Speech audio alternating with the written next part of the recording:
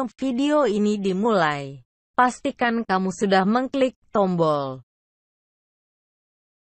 like, subscribe, lonceng, dan share ke teman-teman. Kondisi dan situasi gerimis, semua itu adalah rahmat dan karunia dari Allah Subhanahu wa Ta'ala.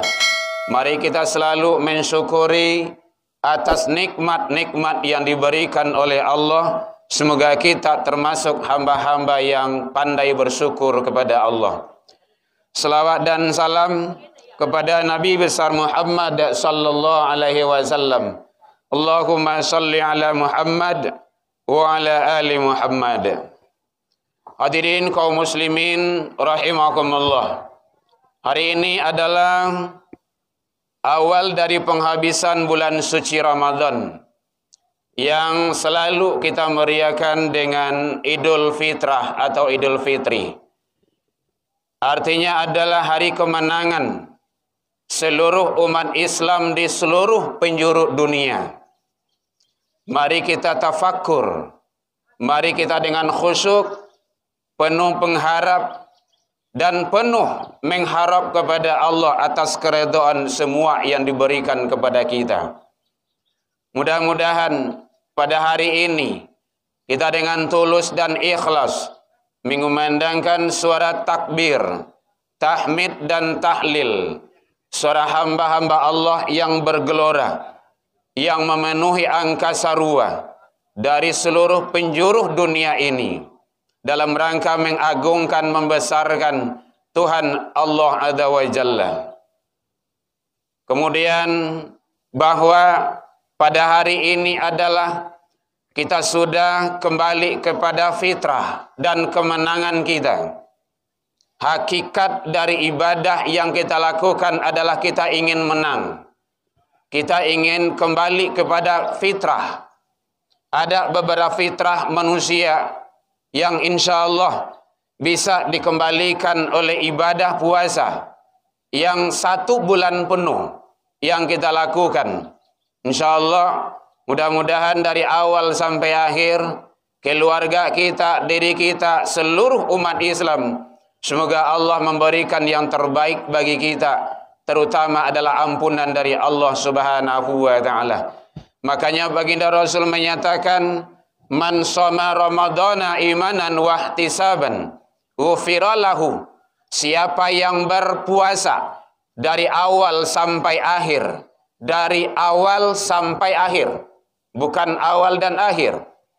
Kalau dia melaksanakan ibadah tersebut dengan betul-betul, maka dia mendapat ghufira lahu, ampunan dari Allah Subhanahu wa Ta'ala. Mudah-mudahan pada hari ini kita kembali kepada fitrah kita. Ada beberapa fitrah yang dikembalikan oleh ibadah Ramadan yang insya Allah yang telah selesai kita jalankan dengan penuh dengan kekhusyukan siang dan malam. Yang pertama sekali adalah fitrah beragama. Hadirin kaum muslimin rahimakumullah. Hakikatnya kita ini manusia adalah makhluk yang beragama. Kita ini adalah makhluk yang diciptakan oleh Allah, ada tuntunan hidup kita. Itulah agama Islam. Maka alangkah sangat berbahayanya andaikan ada pola-pola pikir dari manusia hidup tak perlu agama. Atau ada juga yang menyatakan semua agama sama di mata Tuhan. Oleh sebab itu pemikiran yang seperti itu mendangkalkan akidah, mendangkalkan keyakinan kita kepada Allah. Ternyata tidak semua agama itu sama di mata Tuhan. Tuhan kita di dalam Islam adalah Allah Subhanahu wa Ta'ala. Dalam pandangan Allah hanya Islam satu-satunya. Inna dina indallahil Islam. Agama indi, ada indi di sana. Di sisi Allah adalah Islam. Jadi sangat salah besar kalau ada yang punya anggapan semua agama sama di mata Tuhan. Oleh sebab itu, agama yang dititipkan oleh Allah, mari kita sama-sama jalankan dengan secara baik, dengan penuh pengharap ridha Allah Subhanahu wa taala agar kita selamat dunia dan akhirat. Hadirin kaum muslimin rahimakumullah. Kita selalu dan sering berdoa, Rabbana atina fid dunya hasanah. Ya Allah, anugerahilah, berilah ketenangan, kedamaian, kebahagiaan hidup di dunia dan akhirat. Hadirin, bahagia di akhirat tidak akan bisa kita peroleh dan kita capai kalau tidak di dunia ini. Di dalam ilmu tauhid, ilmu tasawuf namanya wasilah. Dunia ini adalah sebagai perantara untuk kita meraih kebahagiaan di akhirat kelaknya. Hadirin kaum muslimin, nah oleh sebab itu jangan abaikan kesempatan kehidupan kita yang sesaat ini. Paling kuat umur manusia tidak ada yang di atas 100-200 tahun. Setelah itu gimana? Habis sudah. Ingat, seluruh yang kita lakukan, setiap yang kita lakukan, apa saja yang kita kerjakan, semasa hidup di dunia ini akan dipertanggungjawabkan di sisi Allah Subhanahu wa ta'ala. Makanya Allah menyatakan, Inna sama, sesungguhnya pendengaranmu, wal basar, penglihatanmu, wal fuad, hatimu. Hati kita ini, kullu, ada kullu di sana, kullu, kulli. Kullu, semuanya itu, tiap-tiap itu kesemuanya, kana anhu mas'ula, akan disual, akan ditanya, akan dipersoalkan, akan disidang, akan diminta pertanggungjawaban.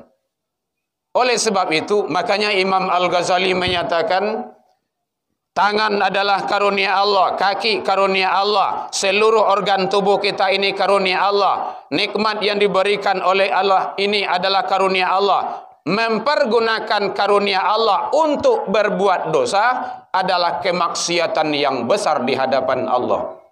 Allahu Akbar, Allahu Akbar, Allahu Akbar, walillahil hamd. Oleh sebab itu, mari agama sebagai panduan hidup bagi kita. Kita jalankan dengan sebaik-baiknya, jangan keluar dari agama, jangan nyeleweng dari agama, jangan lenceng dari agama. Seluruh kehidupan kita diatur oleh agama. Itulah hebatnya di dalam Islam tersebut. Agama menyelamatkan manusia dunia sampai ke akhirat nantinya. Yang kedua adalah, mari kita tingkatkan bagaimana ibadah kita. 1 bulan penuh kita sudah dilatih, kita sudah dibiasakan. Biasakan datang ke masjid, biasa kita puasa, sudah biasa kita disiplin dalam waktu, sudah biasa kita melaksanakan amalia-amalia sunnah lainnya. Kebiasaan tersebut jangan sampai kita abaikan dan kita lengahkan. Syawal itu maknanya adalah peningkatan. Seharusnya kita meningkat kepada yang lebih baik. Nah, oleh sebab itu, konsep ilmu tasawuf, ilmu tauhid adalah laksanakan yang wajib, perbanyak yang sunnah. Laksanakan yang wajib, perbanyak yang sunnah. Ini jangan diabaikan. Mantang-mantang sunnah. Oh, ini kan sunnah. Kan sunnah, kau kan tidak ada. Kan tidak ada dosa doh. Kan tidak apa-apa.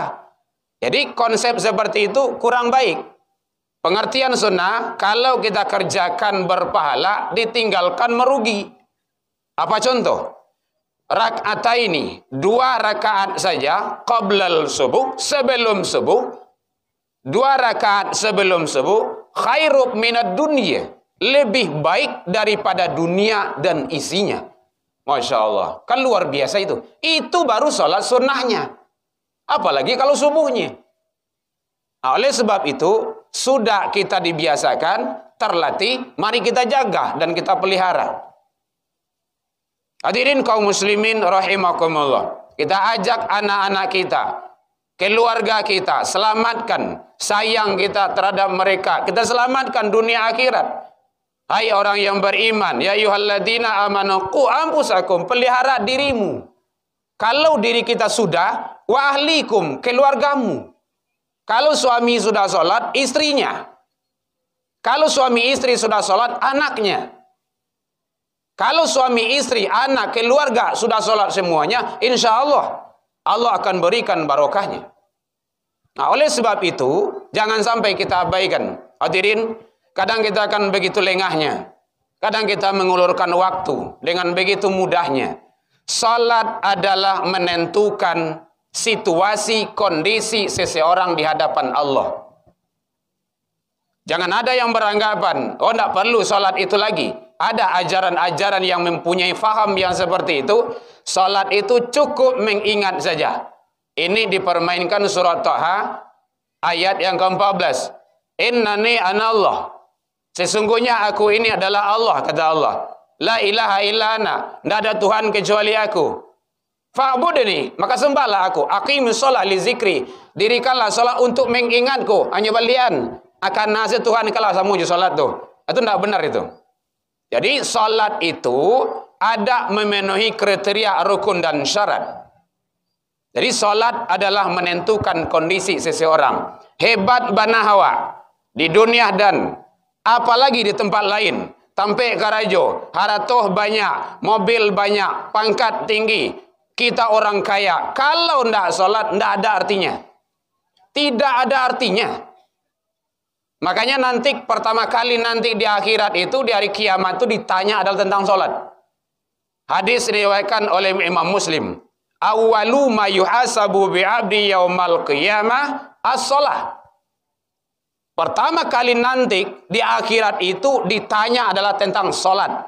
Fa in saluhat saluha sairu amalihi, kata Rasul, kalau rancak bagus amalan salatnya, akan terbawa bagus amalan-amalan di belakangnya. Wa in pasadat sairu amalihi, kalau rusak, cacat atau tidak pernah salat, 60 tahun dia hidup di Allah, tidak pernah sujud, maka akan terbawa rusak amalan-amalan di belakangnya. Lai tagak masa cie sembahyang indah, tidak ada guna. Nah, oleh sebab itu salat menentukan sekali. Makanya Rasul menyatakan kepada anak kandung beliau Fatimah, salat sayang. Saya Rasulullah bapakmu tidak bisa menolong di akhirat kalau engkau tidak salat. Rasulullah jo anak kandung seorang. Makanya awak berjalih-jalih jo anak awak nak salat. Berang awak kalau tidak ada salatnya. Opai mainnya buliat, jangan lupa salat. Awak kadang-kadang kan abai. Dan ini disindir oleh Allah. Fa khalafa min ba'dihim khalfun adaa'us shalah. Hendaklah kamu khawatir, kamu cemas, kamu ragu dan bimbang. Nanti generasi-generasimu, anak-anak cucumu, turunan-turunanmu, mereka itu adaa'us shalah, menyia-nyiakan salat. Pai ku bolo jawi, salat tinggal. Pai main bola, salat tinggal. Pai main layang-layang, main lalang, salat tinggal. Pai ke sawah, salat tinggal. Sampai di mana itu tuh sadolahnya? Tidak bisa kita bawa. Pas awak mati, awak masuk dalam tanah. Semuanya akan dipertanggungjawabkan. Oleh sebab itu, mari kita bermuhasabah diri di hari yang fitrah ini kembali. Penting sekali ibadah salat jangan sampai diabaikan. Kalau salat sudah tertanam, sudah ada salat di dalam diri, insya Allah mendidik anak-anak yang rajin salat tidak payah doa Bapak Ibu hadirin. Lasuhnya. Makanya benar apa yang disampaikan oleh Allah, inna salata tanha anil fahsya wal munkar. Orang yang salat, mendirikan salat dia, maka dia akan tercegah, bisa mencegah dari keji dan mungkar. Kalau dia benar-benar salat, tidak ada mencilok. Kalau benar-benar salat, sawah orang, tidak mungkin sawahnya ada. Sepadan orang, tidak mungkin sepadannya ada. Penting sekali. Kalau tidak hak dia, tidak. Karena itu tidak halal. Masuk ke dalam tubuh. Di bawah salat, di bawah ibadah, tertutup. Itu nama nuktah atau hijab dalam ilmu tasawuf. Oleh sebab itu, penting. Jadi ada salat itu menentukan kondisi seseorang itu. Dia bahasanya hadirin, aqimus shalah. Dirikan salat, bukan laksanakan salat. Kalau laksanakan salat, i'malis shalah. Karajuan salat. Tapi kalau mendirikan, ini beda. Dalam ilmu tauhid, ilmu tasawuf ada solat sebelum solat, solat di dalam solat, solat sesudah solat. Nilai-nilai solat itu ada dalam kehidupannya sehari-hari. Orang yang solat tidak mungkin munculnya suko dia ngunjiang. Tidak mungkin dia fitnah dan ghibah orang. Tidak mungkin dia membuat kerusakan dengan mulutnya. Kenapa? Dia benar-benar mendirikan solat. Tapi kalau hanya sekedar melaksanakan solat, berarti hanya gugur kewajiban. Lah sembahyang Allah itu bermanfaat atau tidak, berpengaruh atau tidak, nyo ndak mau tahu. Nam pokoknya lah solat.